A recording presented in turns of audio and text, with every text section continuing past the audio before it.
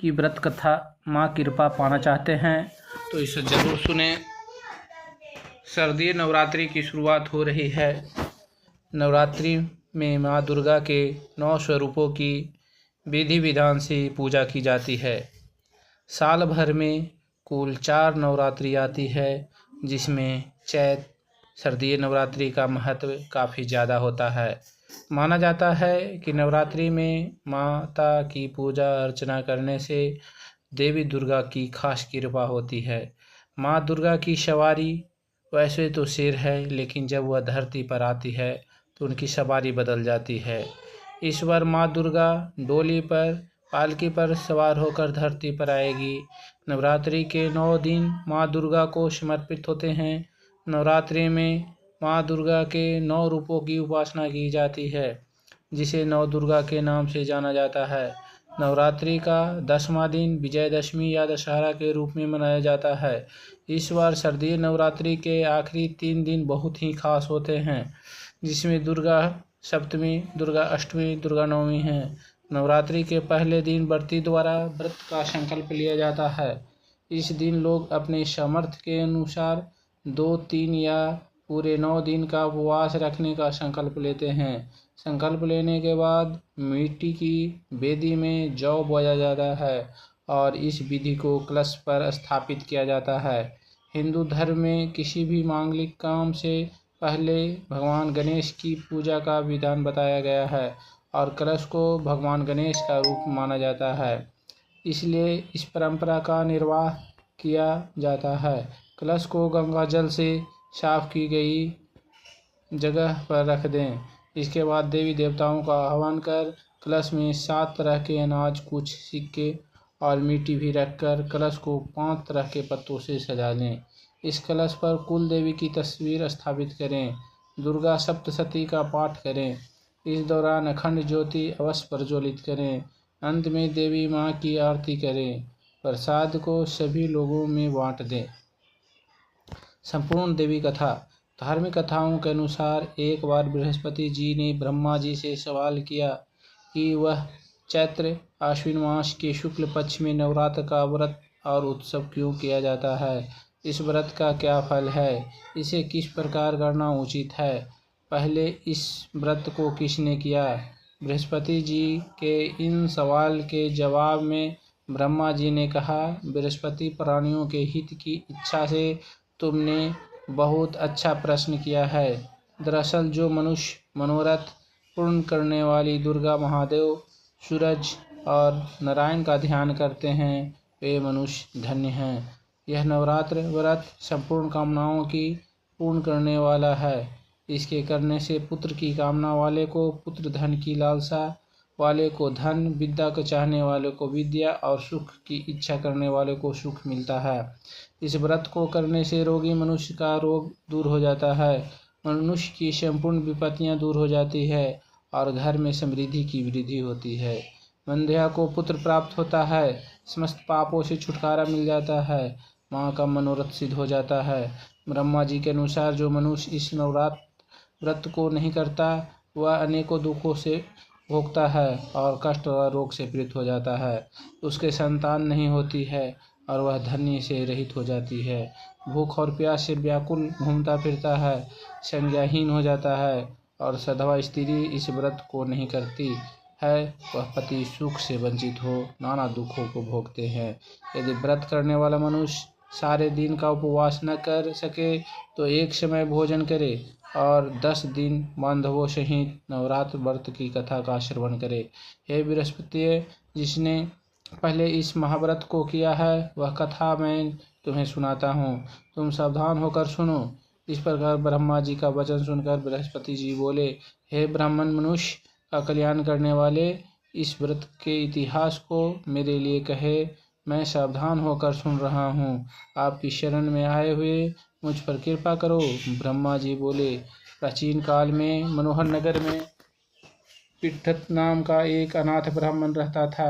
वह भगवती दुर्गा का भक्त था। उसके संपूर्ण सद्गुणों से युक्त सुमति नाम का एक अत्यंत सुंदरी कन्या उत्पन्न हुई। वह कन्या सुमति अपने पिता के घर वाले काल में अपनी सहेलियों के साथ खेला करती हुई इस प्रकार बढ़ने लगी जैसे शुक्ल पक्ष में चंद्रमा की कला बढ़ती है।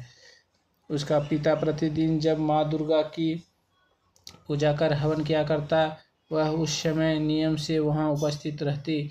एक दिन सुमति अपनी सखियों के साथ खेल में लग गई और भगवती के पूजन में उपस्थित नहीं हुई। उसके पिता को पुत्री की ऐसा असावधानी देखकर क्रोध आया और वह पुत्री से कहने लगा, अरे दुष्ट पुत्री, आज तूने भगवती की पूजन नहीं किया, इस कारण मैं किसी कुष्ठ रोगी या दरिद्र मनुष्य के साथ तेरा विवाह करूंगा।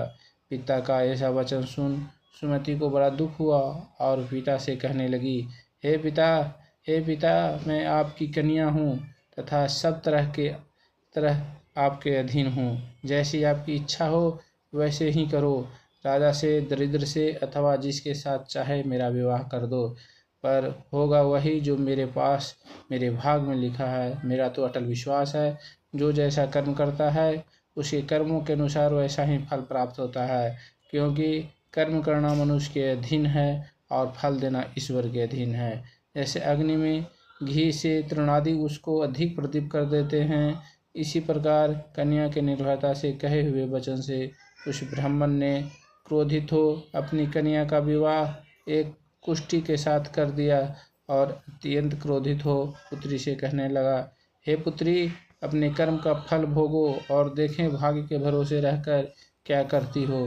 पिता के ऐसे कटु वचनों को सुन सुमति मन में विचार करने लगी, ओह, मेरा बड़ा दुर्भाग्य है जिससे मुझे ऐसा पति मिला। इस तरह अपने दुख का विचार करते हुए वह कन्या अपने पति के साथ वन में चली गई और डरावने का कुशायुक्त उस निर्जन वन में उन्होंने वह रात बड़े कष्ट से व्यतीत की। उसे गरीब बालिका की ऐसी दशा देख देवी भगवती ने पूर्व पुण्य के प्रभाव से प्रकट हो सुमति से कहा, हे दीन ब्राह्मणी, मैं तुझसे प्रसन्न हूँ, तुम जो चाहो तो वरदान मांग सकती हो। भगवती दुर्गा का यह वचन सुन ब्राह्मणी ने कहा, आप कौन हैं, वह मुझसे कहो। ब्राह्मणी ने ऐसा वचन सुन देवी ने कहा, मैं आदिशक्ति भगवती हूँ और मैं हूँ ब्राह्मण विद्या व सरस्वती हूँ। प्रसन्न होने पर मैं प्राणियों को दुख दूर कर उनको सुख प्रदान करती हूँ। और ब्राह्मणी, मैं तुझ पर तेरे पूर्व जन्म के पुण्य के प्रभाव से प्रसन्न हूँ। तुम्हारे पूर्व जन्म का वृत्तांत सुनाती हूँ, सुनो। तुम पूर्व जन्म में निषाद भील की पत्नी थी और अति पतिव्रता थी। एक दिन तेरे पति निषाद ने चोरी की करने के कारण तुम दोनों को सिपाहियों ने पकड़ लिया और ले जाकर जेल खाने में कैद कर दिया। उन लोगों ने तुझको और तेरे पति को भोजन भी नहीं दिया। इस प्रकार नवरात्र के दिनों में तुमने ना तो कुछ खाया और न ही जल पिया। इस प्रकार 9 दिन तक नवरात्र का व्रत हो गया। ब्राह्मणी, उन दिनों में जो व्रत हुआ उस व्रत के प्रभाव से प्रसन्न होकर मैं तुझे मनोवांछित कर देती हूँ। तुम्हारी जो इच्छा हो मांगो। इस प्रकार दुर्गा के वचन सुन ब्राह्मणी बोली, अगर आप मुझ पर प्रसन्न हैं तो हे दुर्गे, मैं आपको प्रणाम करती हूँ। कृपा करके मेरे पति को कोढ़ दूर करो।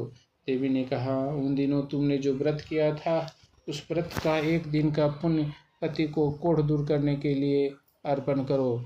उस पुण्य के प्रभाव से तेरा पति कोढ़ से मुक्त हो जाएगा।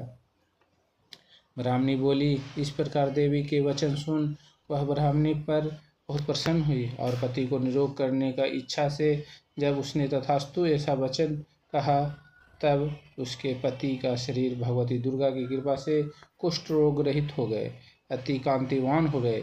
वह ब्राह्मणी पति को मनोहर देह को देख देवी की स्तुति करने लगी, हे दुर्गे, आप दुर्गति को दूर करने वाली, तीनों लोकों को असंताप हरने वाली, समस्त दुखों को दूर करने वाली, रोगी मनुष्य को निरोग करने वाली, प्रसन्न हो मनोवांछित वर देने वाली, दुष्टों को नाश करने वाली, जगत की माता हो। हे अम्बे, मुझे निरपराध अबला को मेरे पिता ने कुष्ठी मनुष्य के साथ विवाह कर घर से निकाल दिया। पिता से त्रिस्त्रित निर्जन वन में विचर रही हूँ। आपने मेरा इस विपदा से उद्धार किया है। हे देवी, आपको प्रणाम करती हूँ। मेरा रक्षा करो, मेरी रक्षा करो।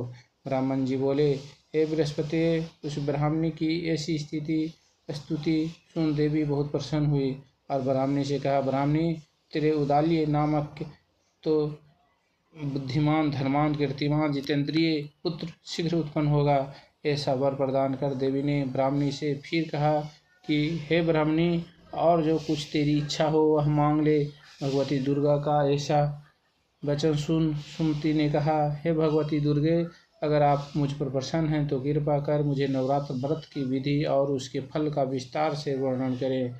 इस प्रकार ब्राह्मणी के वचन सुन दुर्गा ने कहा, हे ब्राह्मणी, मैं तुम्हें संपूर्ण पापों को दूर करने वाले नवरात्र व्रत की विधि बतलाती हूँ, जिसको सुनने से मोक्ष की प्राप्ति होती है। आश्विन मास के शुक्ल पक्ष की प्रतिपदा से लेकर 9 दिनों तक विधि पूर्वक व्रत करें। यदि दिन भर का व्रत न कर सके तो एक समय भोजन करें। विद्वान ब्राह्मणों से पूछ कर घट स्थापित करें और वाटिका बनाकर उसको प्रतिदिन जल से सींचे। महाकाली, महालक्ष्मी या माँ सरस्वती देवी की मूर्तियाँ स्थापित कर उनकी नित्य विधि सहित पूजन करें और पुष्पों से विधि पूर्वक अर्घ्य दें। बिजोरा के फल से अर्घ्य देने से रूप की प्राप्ति होती है। जायफल से अर्घ्य देने से, कृति दाक्ष से अर्घ्य देने से कार्य की सिद्धि होती है। आंवले से अर्घ्य देने से सुख की प्राप्ति और केले से अर्घ्य देने से आभूषणों की प्राप्ति होती है। इस प्रकार पुष्पों व फलों से अर्घ्य देकर व्रत समाप्त होने पर 9 दिन विधि हवन करें। गेहूं से होम करने पर लक्ष्मी की प्राप्ति होती है। खीर व चंपा के पुष्पों से धन की प्राप्ति और बेलपत्तों से तेज व सुख की प्राप्ति होती है। आंवले से कृति की और केले से पुत्र की, कमल से राज सम्मान की और दाखों से संपदा की प्राप्ति होती है। घी, नारियल, शहद, जौ और तिल तथा फलों से होम करने पर मनोवांछित वस्तु की प्राप्ति होती है। व्रत करने वाला मनुष्य इस विधि विधान से होम कर आचार्य को अत्यंत नम्रता के साथ प्रणाम करें और यज्ञ की विधि के लिए उसे दक्षिणा दें। इस प्रकार बताई हुई विधि के अनुसार जो व्यक्ति व्रत करता है उसके सब मनोरथ सिद्ध होते हैं। इसमें तनिक भी संदेह नहीं है। इन 9 दिनों में जो कुछ दान दिया आदि जाता है उसको करोड़ों गुना फल मिलता है। इस नवरात्र व्रत करने से अश्वमेघ यज्ञ का फल मिलता है।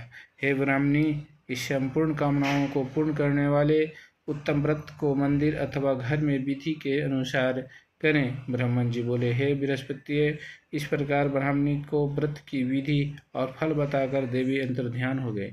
जो मनुष्य स्त्री इस व्रत को भक्ति पूर्वक करता है वह इस लोक में सुख प्राप्त कर अंत में दुर्लभ मोक्ष को प्राप्त होता है। हे बृहस्पति, इस दुर्लभ व्रत का महत्व है जो मैंने तुम्हें बताया है। यह सुन बृहस्पति जी आनंद से प्रफुल्लित हो ब्राह्मण जी से कहने लगे कि हे ब्राह्मण, आपने मुझ पर अति कृपा की जो मुझे नवरात्र व्रत का महत्व सुनाया। ब्राह्मण जी बोले कि हे बृहस्पति, यह देवी भगवती संपूर्ण शक्ति और लोकों का पालन करने वाली है। इस महादेवी के प्रभाव को कौन जान सकता है। जय भगवती माता की जय। इस तरह की